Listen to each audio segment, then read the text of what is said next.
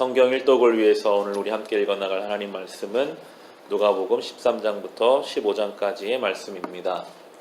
13장과 14장에서 반복해서 예수님께서 안식일에 병자를 고치시는 내용이 나오게 됩니다.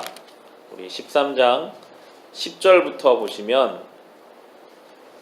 10절부터 13절에 예수께서 안식일에 회당에서 가르치고 계셨다. 그런데 거기에 18해 동안이나 병마에 시달리고 있는 여자가 있었는데 그는 허리가 굽어 있어서 몸을 조금도 펼 수 없었다. 예수께서는 이 여자를 보시고 가까이 불러서 말씀하시기를 여자야 너는 병에서 풀려났다 하시고 그 여자에게 손을 얹으셨다. 그러자 그 여자는 곧 허리를 펴고 하나님께 영광을 돌렸다라고 나오고 있습니다. 안식일에 회당에서 예수님은 가르치셨습니다.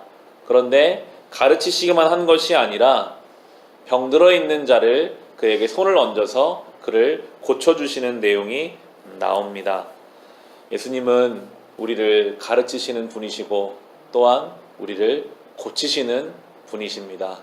18년 동안이나 낫지 못했던 병이 예수님의 손길을 통해서 낫는 것이 오늘 나오고 있습니다. 우리가 화요일 새벽마다 환우들을 위해서 기도합니다. 우리가 믿는 예수님은 동일한 주님이시기 때문에 우리가 기도할 때 주님께서는 우리의 아픈 곳을 반드시 고쳐 주실 것입니다.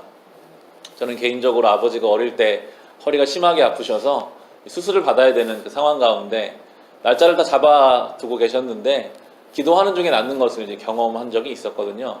그걸 보면서 지금도 주님께서는 필요에 따라 우리의 아픈 곳을 고쳐주시는 분이시구나라는 것을 경험했습니다. 직접 낫게 하진 않으신다 할지라도 때로는 의사의 손길을 통해서 약물을 통해서 여러 가지 방법을 통해서 우리를 낫게 하시는 주님을 우리도 경험하기를 소망합니다. 이 얼마나 놀라운 역사입니까? 낫게 되고 이 여자는 하나님께 영광을 돌렸습니다.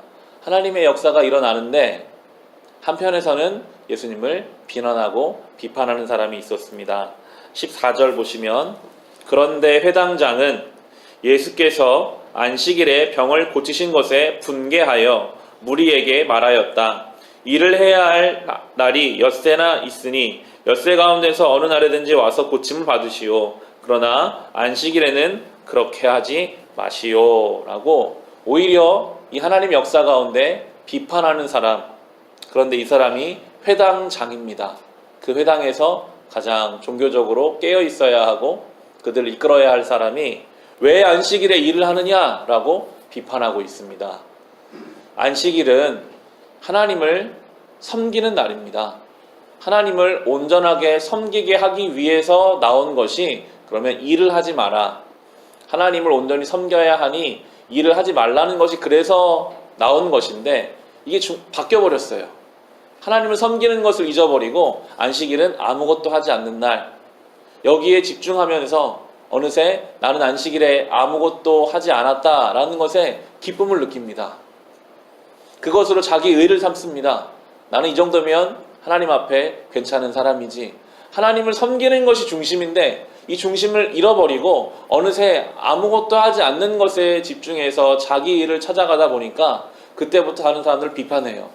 나는 이렇게 아무것도 하지 않는데 왜 저 예수는 안식일에 뭔가를 하는가? 하나님께 영광이 돌려지고 있는지 여기에는 이제 관심이 없고 오직 아무것도 하지 않는 것, 중심을 잃어버린 신앙이 얼마나 무서운지를 이 13장과 이어지는 14장에서도 예수님이 똑같이 동일하게 안식일에 병자를 고치시면서 우리에게 가르쳐주고 계십니다. 혹시 우리의 신앙이 주님 앞에 어떠한지를 우리는 이 본문을 통해서 생각해 봐야 합니다.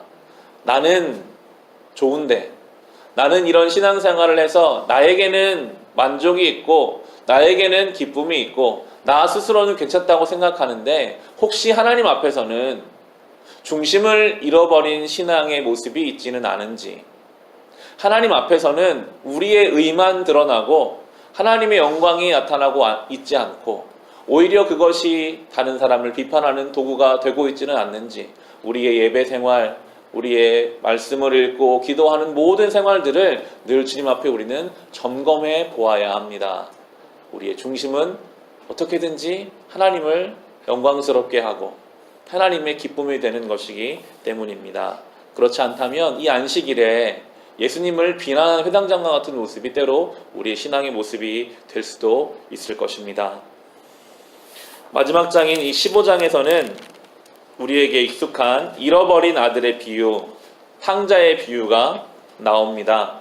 이 탕자의 비유는 유일하게 복음서 가운데 누가복음에만 기록되어 있는 우리에게 참 소중한 주님의 가르침입니다. 15장 전체가 잃어버린 것을 찾는 비유가 3개가 연달아 나오는데 마지막에 있는 게 이 잃어버린 아들의 비유, 탕자의 비유입니다.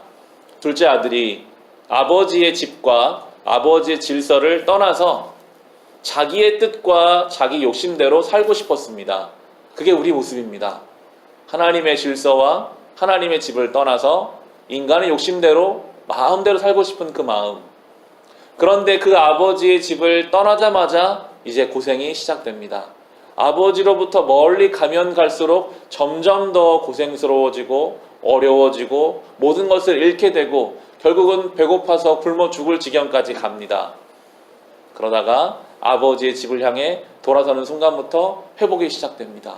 다시 아버지의 집으로 돌아왔을 때 이 철없고 아버지의 마음을 아프게 하는 아들을 아버지는 조금도 나무라지 않고 뛰어가서 다시 맞아주고 아들의 지위를 회복시켜주는 내용이 이 누가복음 15장에 나오는 잃어버린 아들의 비유입니다. 하나님께서는 잃어버린 한 영혼이 돌아오는 것을 무조건적으로 환영하시고 기뻐하시고 즐거워하십니다. 조건을 달지 않으십니다. 그저 욕심대로 살던 그 인생이 다시 아버지의 집, 아버지의 질서로 돌아오는 것을 기뻐하시는 주님이심을 우리 15장의 10절을 보시면 이렇게 나오죠. 내가 너희에게 말한다. 이와 같이 회개하는 죄인 한 사람을 두고 하나님의 천사들이 기뻐할 것이다 라고 말씀하고 계십니다. 우리가 그렇게 은혜 받은 죄인입니다. 그리고 혹시 우리가 세상 가운데 비판하고 미워하고 저 사람은 왜 저럴까? 그렇게 보는 그 한 사람도 주님이 관심을 갖고 계시고 그 사람도 오늘이라도 주님 집으로 돌아오면 하나님이 기뻐하며 환영하실 주님의 자녀이기에 우리는 그 누구도 정죄할 수 없고 내가 받은 은혜에 감사하는 마음으로 저 사람도 오늘 주님 집으로 돌아가면 주님의 귀한 자녀고 내 형제 자매지 그런 마음으로 우리가 모든 사람들을 바라보며 살아가야 하겠습니다. 오늘도 이 은혜를 기억하며 살아갑시다. 우리 아픈 곳을 주님께 기도하며 내어 맡깁시다. 우리의 신앙을 돌아보며 중심을 잃지는 않았는지를 깨어서 살펴봅시다. 이 말씀을 기억하며 이 하루를 살아갈 수 있으시기를 주님의 이름으로 축원합니다.